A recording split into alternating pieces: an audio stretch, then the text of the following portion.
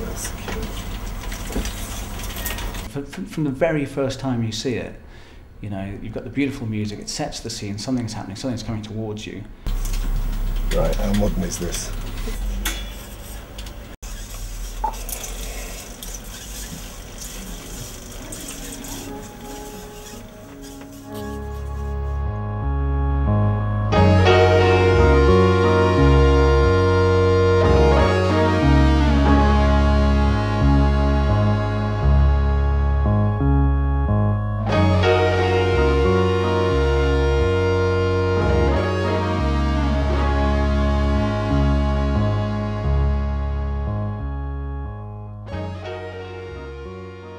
This is the bottle, and you can see it's creaking a bit there, and somebody's helpfully taped it back together again, but that's obviously how it was made. It's a bottle of two halves. Whoever came up with the idea of the message in a bottle, it's just perfect. It's absolutely perfect, because it doesn't say what the message is. It doesn't say anything more than, we're going to tell you something. You know, everyone understands and everyone gets the idea of a message in a bottle. You know, it's something that somebody wants to get out there. The idea for the bottle itself was Nigel Finch, who was the sort of star director on Arena at that time. This is in 1970, would have been the very end of 78. And I remember all of us were in the small office that I worked in, and everybody was coming up with these sort of really, as happens on these occasions, rather naff ideas. Perhaps it could be made out of balloons or appear in the sand or whatever.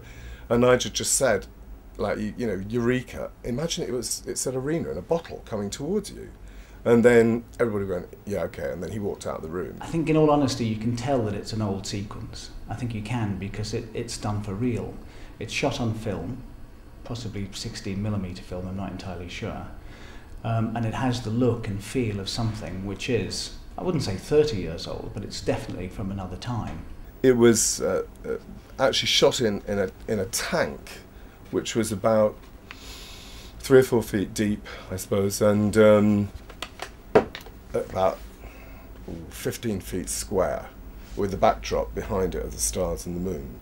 And it was it was lined with black plastic, so that it had a completely sort of dense North Atlantic, not Titanic sort of feel. And it was literally, sort of in true sort of Ealing comedy fashion, pulled across the water with a piece of string. Then we had to think, well, there has to be some sort of sound to go with it. So in the first instance, obviously, if we hadn't been able to find the right piece of music, I think we probably would have come up with some kind of odd manufactured sound thing. And he and I both listened through to some records, and both came in the following morning. And so I think I found the right music. It's called Another Green World. It's one of those tunes that you couldn't really hum, but the minute you hear it, you know exactly what it is. Dear sir, I wonder if you can help me. I'm anxious to discover the name of some music used as the theme to a programme shown on BBC Two. The programme in question concerned the arts and was called Arena. I would be most grateful if you could supply me with any information regarding this music, which was modern and, I believe, played on electronic instruments. Yours faithfully, William Rees. It's really evocative, it's quite sort of wistful, and it's not ba-ba-ba-ba-ba, it's not Tomorrow's World or anything. It's not a pop song, it's not a rock tune, it's not, strictly speaking, instrumental pop. It's, what is it? It's just a beautiful little piece of music which is very evocative, says all it needs to say in a very short time, and it's mysterious. And I think Another Green World comes out of that counter movement, if you like, within the 20th century, of moving away from excess. What was it about the music that you felt was so appropriate? I don't know. I mean, it's like The Letter, really. I mean, and all the other ones that people have written over that you still do, because it remains not a terribly widely known piece of music, outside probably of it being the Arena theme tune.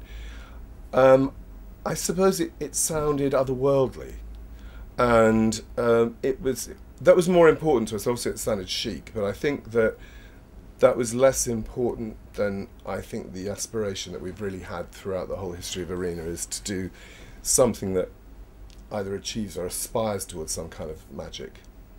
It's lent itself to being mucked around with in all sorts of different ways, and so it also suited us to sort of kind of not be over reverential about it. So we did an Irish weekend, so we made the bottle green. You'd always sort of put the bottle into some kind of thing. That was when we did Radio Night.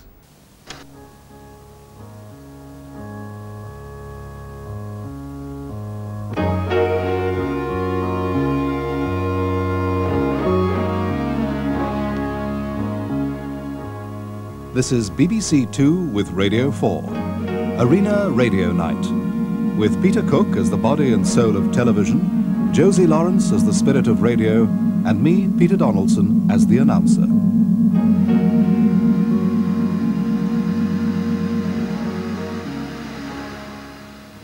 One of our regular editors was a guy called Colin Knife, and he's a fabulous musician, and we used to get him to do different versions of the theme. So when we did Texas Saturday Night, he did a Western swing version. When we did Blues Night, he did a country blues version.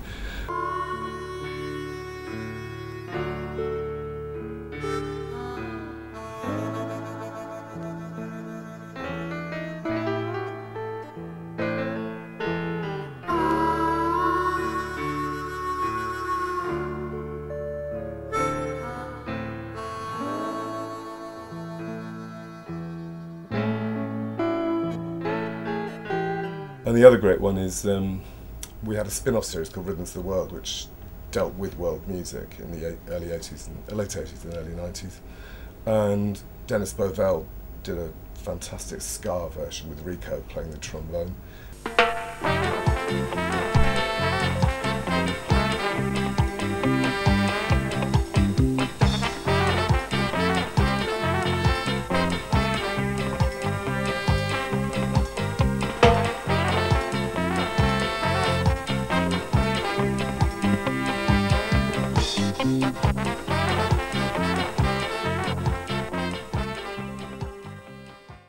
I think certainly those of us who've worked on the programme for a long time, and I think people who come in feel it gives you a certain sense of obligation that whatever follows that bottle had better be good.